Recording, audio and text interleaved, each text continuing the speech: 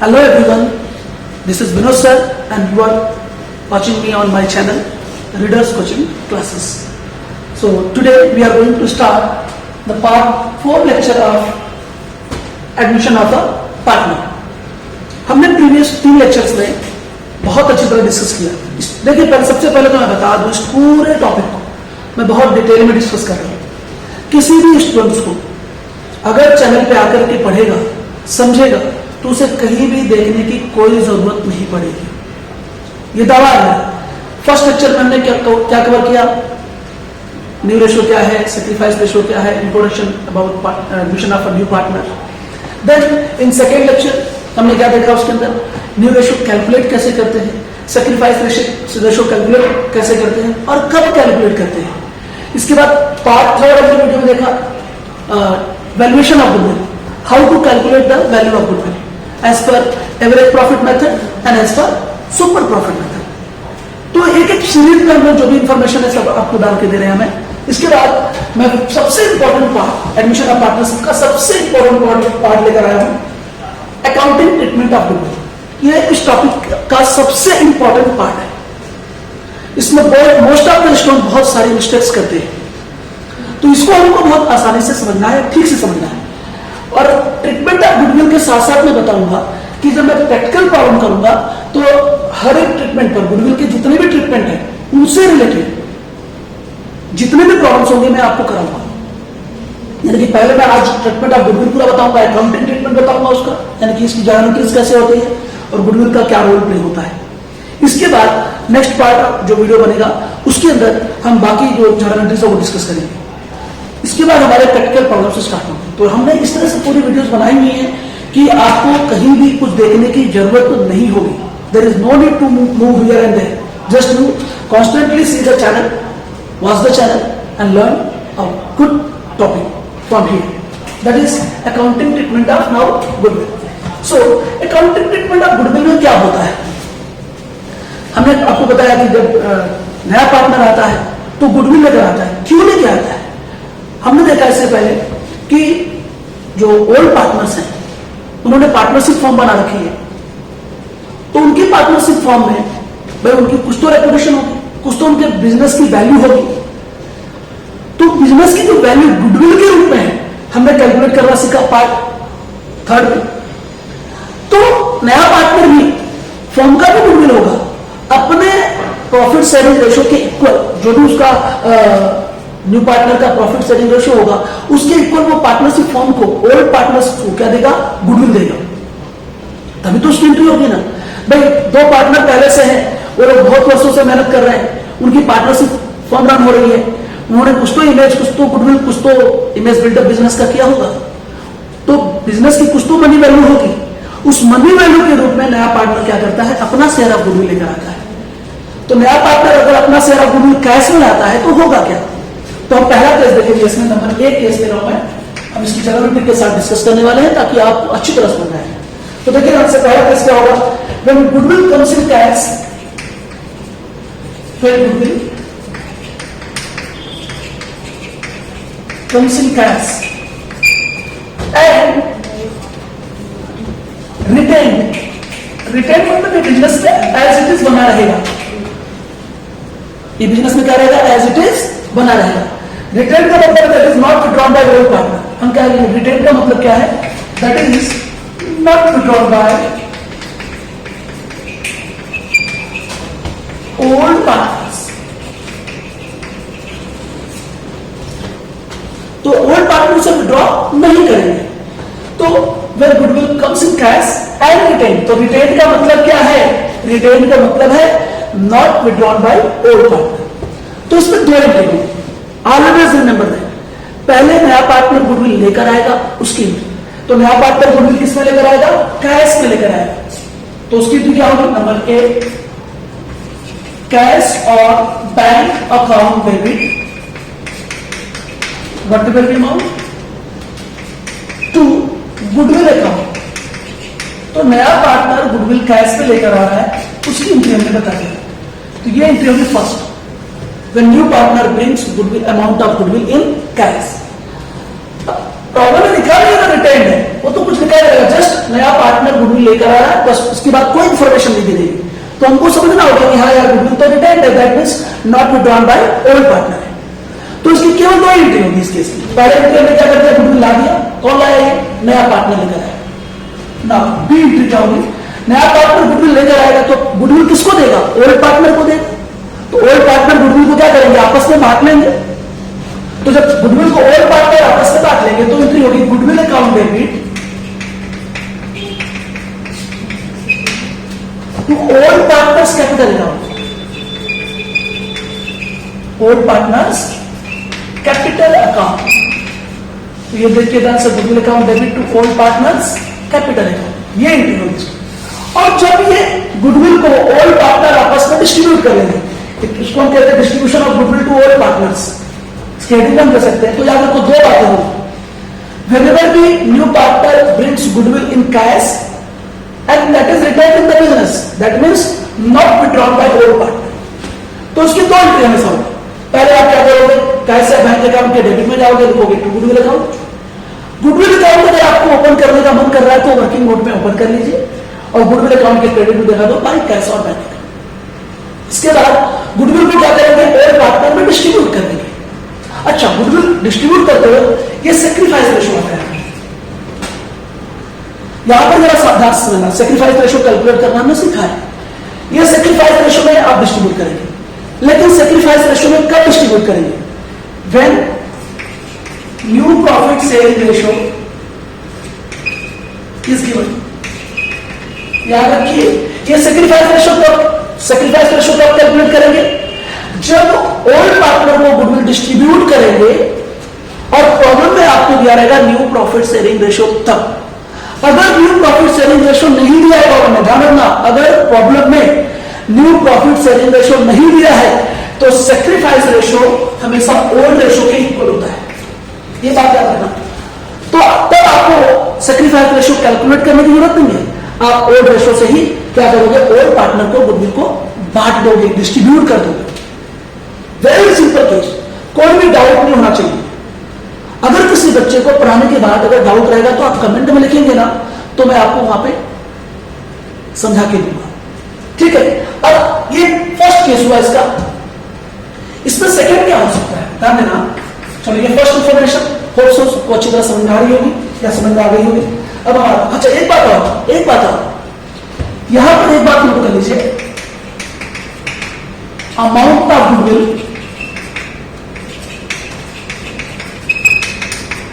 does not appear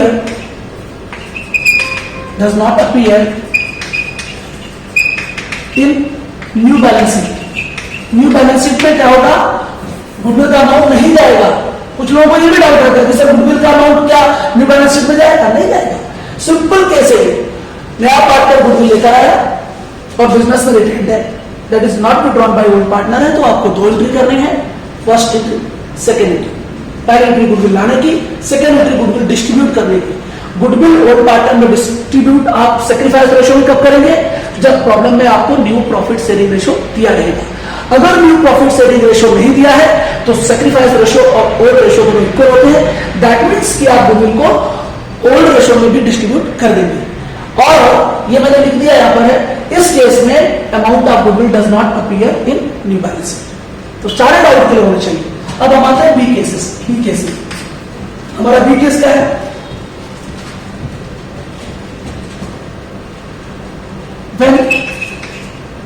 या मैं इसी में इसको हेडिंग चेंज करता हूं, ध्यान देना मैं समझूंगा, आप ध्यान देंगे तो आपको अच्छे से समझ आएगा। When goodwill comes in cash and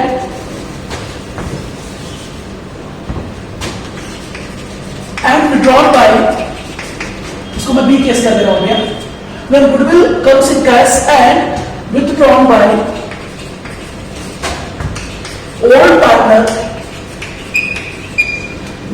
old partner, either full or some amount, heading बहुत अच्छी तरह ध्यान दीजिएगा। देखिए ऐसे दो एडजस्टमेंट लिखा है, जाहिर सी बात है नया पार्टनर तो गुडविल कैश में लेकर आएगा ही। दूसरा इंफॉर्मेशन क्या रहेगा कि ओल्ड पार्टनर ने गुडविल को क्या कर लिया, विड्रॉ कर लिया, या तो पूरा अमाउंट विड्रॉ करेंगे या तो सम पार्ट अमाउंट। जैसे 50% amount, 40% amount, 60% amount, whatever be amount they may be they want to withdraw, they withdraw the amount. So इसमें क्या करना होगा, पहला गुडविल लाने की इंटरेस्ट सेम वही रहेगी, पार्टनर गुडविल ला रहा है तो उसकी इंटरेस्ट सेम रहेगी, कैश और bank account debit to goodwill account, ठीक है। फिर सेकेंड एंट्री भी सेम रहेगी, गुडविल लाएगा पार्टनर, ओल्ड पार्टनर को डिस्ट्रीब्यूट किया जाएगा, तो डिस्ट्रीब्यूशन की एंट्री भी सेम रहेगी, goodwill account debit to old partners capital account. इसके बाद हमें क्या करना होगा, ध्यान दीजिए, ये तो सारी इंफॉर्मेशन ऐसी रहेगी सेम जो मैंने इंफॉर्मेशन फर्स्ट में दिया आपको, एक केस में दिया। अभी से थर्ड एंट्री में हो जाएगा, अगर सिंपल जैसा मैंने पहले में कहा तो दो एंट्री रहेगी, लेकिन अगर ऐसा भी होता है कि नया पार्टनर गुडविल लेकर आ रहा है, when new partner brings goodwill in cash and withdrawn by old partner, either full amount of goodwill or part amount of goodwill, आपको ज्यादातर लिखा रहेगा 50% amount of goodwill withdrawn by old partners। तो क्या करेंगे, ये दो एंट्री तो सेम रहेगी भाई, जब फर्स्ट केस में था वो इसमें भी हमें थर्ड एंट्री नहीं क्या करनी पड़ेगी, गुडविल अगर विड्रॉ करेंगे तो यहां पर होगा old partners capital account debit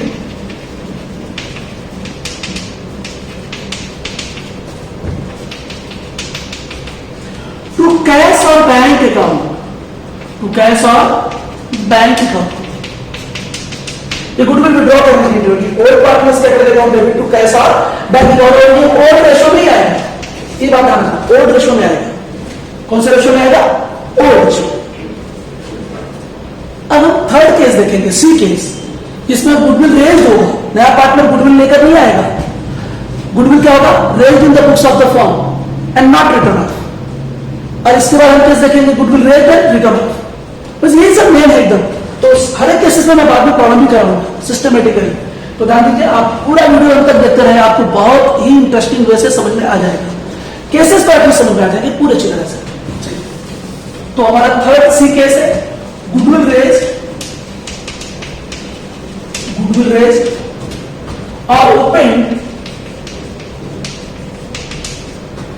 in the books of account and not written off,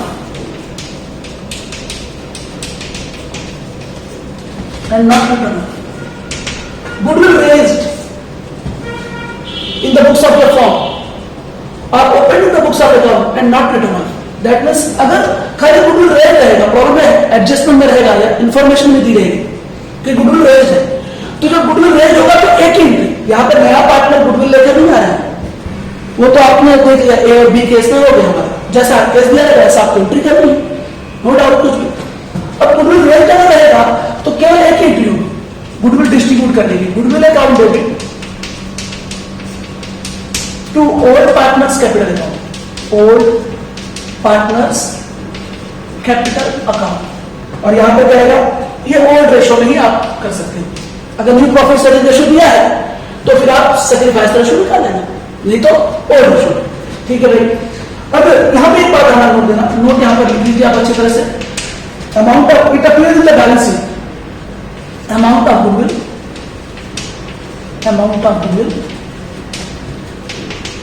appears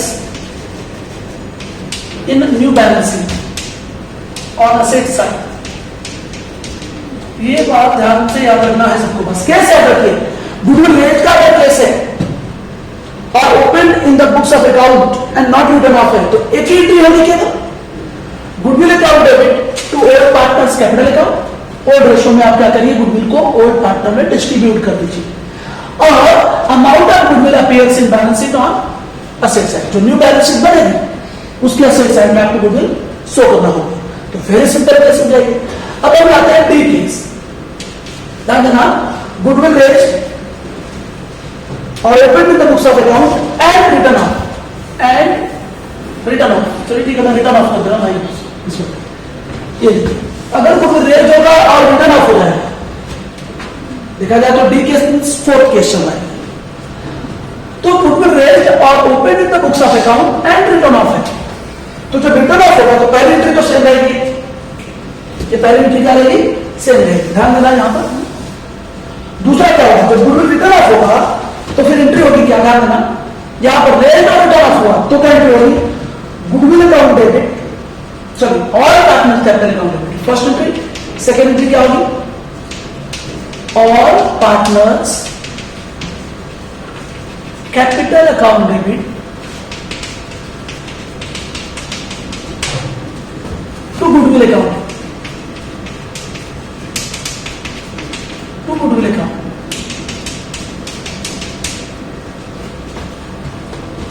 और यहां पे बैलेंस शीट में क्या जाएगा? अच्छा, क्या पूरा अमाउंट रिटर्न ऑफ हो गया? हो सकता है 50% अमाउंट रिटर्न ऑफ हो, कुछ पार्ट अमाउंट रिटर्न ऑफ हो। अगर फुल अमाउंट रिटर्न ऑफ हो जाएगा तब तो ये बैलेंस शीट में गुडविल नहीं जाएगा, ध्यान रखना होगा यहां पर। अगर फुल अमाउंट रिटर्न ऑफ हो जाएगा तब ये बैलेंस शीट में नहीं जाएगा।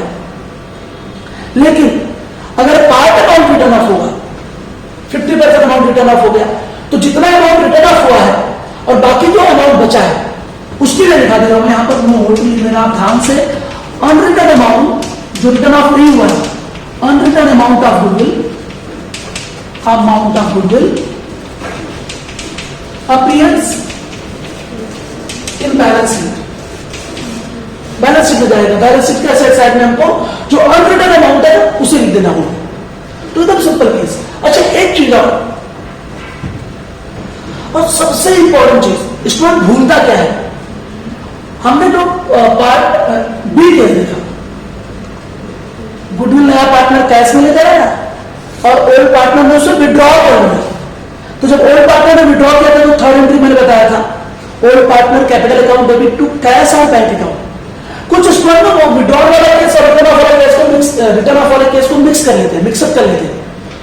भाई गुडविल विड्रॉल होगा ना तो वहां पर old partner capital account debit to cash और बैंक अकाउंट है, लेकिन रिटर्न ऑफ है तो रिटर्न ऑफ में all partners capital account debit to goodwill account. तो दोनों चीजों को एक मत करिए, अच्छी तरह समझना है। तो मैंने अच्छी तरह पार्ट बी समझाया, इसका पार्ट ए बी सी और डी हर केस को अच्छी तरह समझा दिया है। अब इसके बाद हम आते हैं नेक्स्ट केस में, और हमारा लास्ट केस है friend goodwill already appears in old balance sheet.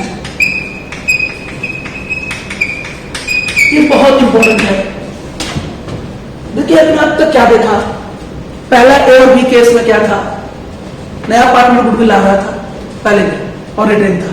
दूसरे में नया पार्टनर गुडविल लेकर आया और ओल्ड पार्टनर ने उससे क्या किया, विड्रॉ कर लिया। फिर हमने सी केस देखा था आपका कि गुडविल रेज्ड हुआ बुक्स ऑफ अकाउंट, गुडविल खाली रेज्ड हुआ और कुछ नहीं हुआ। तो गुडविल रेज करने का एक एंट्री हमने किया और वो बैलेंस शीट में गया।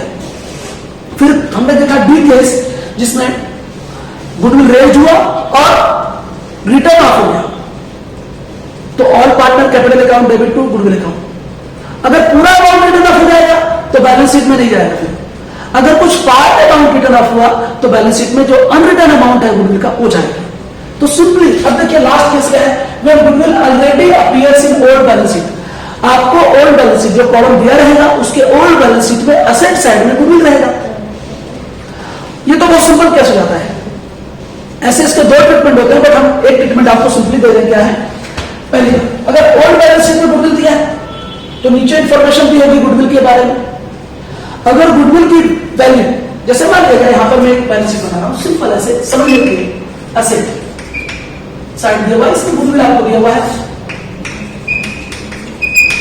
बैलेंस शीट के साइड में गुडविल 10,000 दिया है और नीचे इंफॉर्मेशन दी है या जो भी इंफॉर्मेशन उसके बेस पर अगर गुडविल की वैल्यू क्या होती है, इंक्रीज हो जाती है। जैसे मान लीजिए गुडविल की वैल्यू 12,000 या डिक्रीज हो जाती है, या मान लीजिए गुडविल की वैल्यू 8,000, तो हमें कंपेयर करना होगा। ओल्ड बैलेंस शीट में गुडविल की वैल्यू दी है 10,000 और इंफॉर्मेशन में गुडविल की वैल्यू होगी 12,000, तो गुडविल कितने हजार से बढ़ गया, 2,000 से इंक्रीज हो गया। और अगर गुडविल ओल्ड बैलेंस शीट में 10,000 है और नीचे इंफॉर्मेशन कितना हो गया, 8,000 हो गया, तो गुडविल की वैल्यू डिक्रीज कितने से हो गई, 2,000 से डिक्रीज हो गई।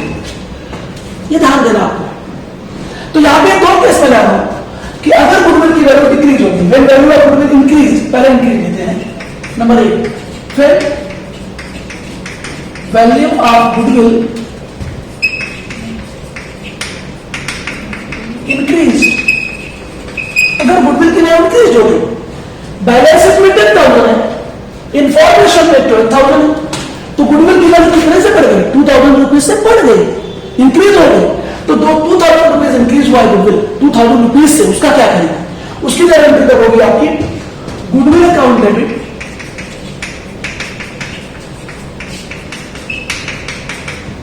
टू ओल्ड पार्टनर्स कैपिटल है,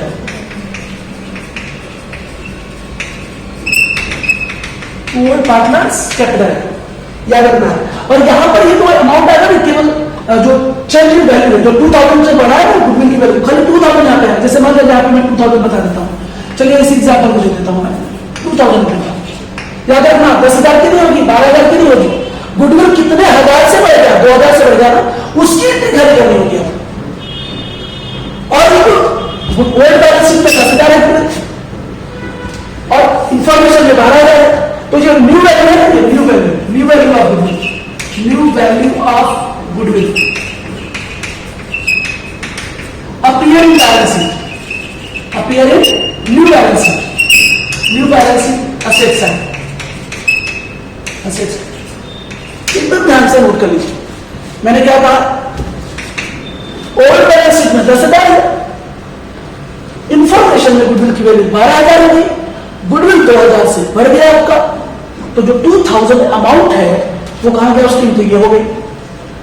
और जो न्यू वैल्यू है 12,000, ये कहा जाएगा new value of goodwill appear in new balance sheet asset side, very simple. लेकिन 12,000 को आपको कहां देना है, न्यू बैलेंस शीट के असेट साइड। ठीक है भाई, मान लिया गुडविल आपका 10,000 का ओवर बैलेंस शीट और नीचे इंफॉर्मेशन में गुडविल आगे ना होगा, गुडविल 2,000 से डिक्रीज हो गया। जब गुडविल का अमाउंट डिक्रीज हो जाएगा तो उसकी एंट्री क्या होगी, वैल्यू ऑफ गुडविल डिक्रीज, तो उसकी एंट्री हो जाएगी, तो पार्टनर कैपिटल अकाउंट डेबिट हो जाएगा, old partners capital account debit, old partner capital account debit 2,000 में आएगा, 2,000 से आपका वैल्यू ऑफ गुडविल क्या हो गया, डिक्रीज हो गया टू गुडविल अकाउंट। जस्ट इसका रिवर्स एंट्री हो जाएगा, यहां पे मैंने एग्जांपल का रोल रखा है। और जो 8,000 का वैल्यू है ना, ये न्यू बैलेंस शीट में चली जाएगी, डिक्रीज वैल्यू जो है न्यू वैल्यू, तो नई बैलेंस शीट में 8,000 लिखोगे और जो कमी आई है 2,000 रुपए से उसकी एंट्री कर दो। एक तरीका ये होता है, दूसरा तरीका भी है, इसका दूसरा तरीका भी होता है।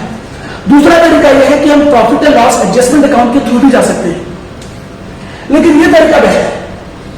तो आप इसी तरीके से करेंगे, मैं दो तरीके बता के कोई कंफ्यूज नहीं करना चाहता आपको। तो गुडविल के सारे एडजस्टमेंट इतने खाली हैं और इस टॉपिक में किसी भी स्टूडेंट से पूछिए ना, एक ही बात कहेंगे, सर गुडविल का ट्रीटमेंट समझ में नहीं आया, कुछ है नहीं।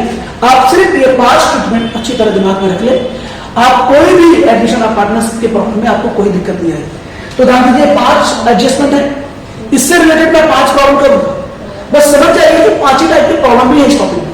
जिसने 5 प्रॉब्लम कर लिया तो उसका ये टॉपिक कवर हो गया। तो हमारे साथ बने रहिए एकदम शुरू से लास्ट तक, बार बार वीडियोस देखते रहिए, और जब हम प्रॉब्लम डालेंगे इसके बना करके तो आप उसको अच्छी तरह समझ जाएंगे।